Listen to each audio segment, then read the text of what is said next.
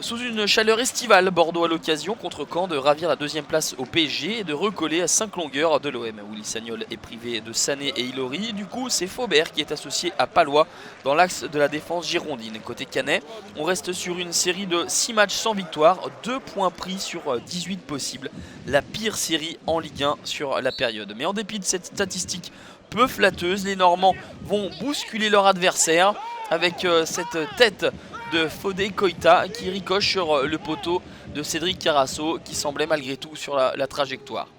Bordeaux n'a presque rien montré en ce début de rencontre. Nous jouons à la 20e minute. La première tentative girondine va accoucher d'un penalty. La frappe de Poco est détournée par le bras de Calvé. Monsieur Tual désigne le point de penalty. Il y a effectivement un mouvement du bras du défenseur canet. Cheikh Diabaté qui prend son temps, tout en technique, tout en dextérité, prend un contre-pied Rémi Vercoutre. C'est le 5e penalty encaissé par les Canets depuis le début de la saison sur les 11 buts concédés. Le 4e but pour Cheikh Diabaté. 1-0 pour Bordeaux.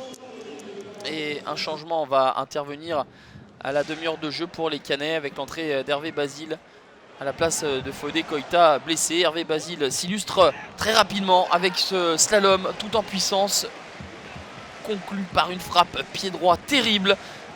Cédric Carasso, la main extrêmement ferme. Le gardien girondin est décisif, tout comme celle de Jean Calvé, cette fois-ci au devant de Julien Faubert. La tentative de Faubert semblait cadrée et l'intervention de Jean Calvé décisive.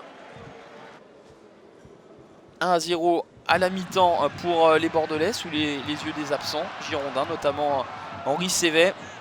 Mais les Canets ne sont vraiment pas payés par ce score qui ne reflète pas la physionomie de la rencontre. Les Girondins ont trop géré, ne se sont pas procuré énormément d'occasions et c'est fort logiquement que le Stade Malherbe de Caen va égaliser à 13 minutes de la fin par Hervé Basile, le remuant, le virevoltant Hervé Basile qui a sollicité le 1-2 avec Julien Ferret.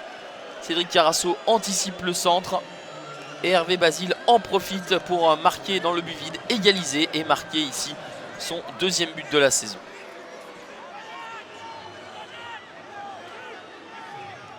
Il y a eu beaucoup d'opportunités pour les Canets. Cédric Carasso avait jusqu'alors repoussé l'échéance. Mais ce sera le score final, 1 but partout. Point heureux pour Bordeaux qui occupe la 3e place. Point mérité pour les Canets qui n'avancent pas et restent relégables malgré tout.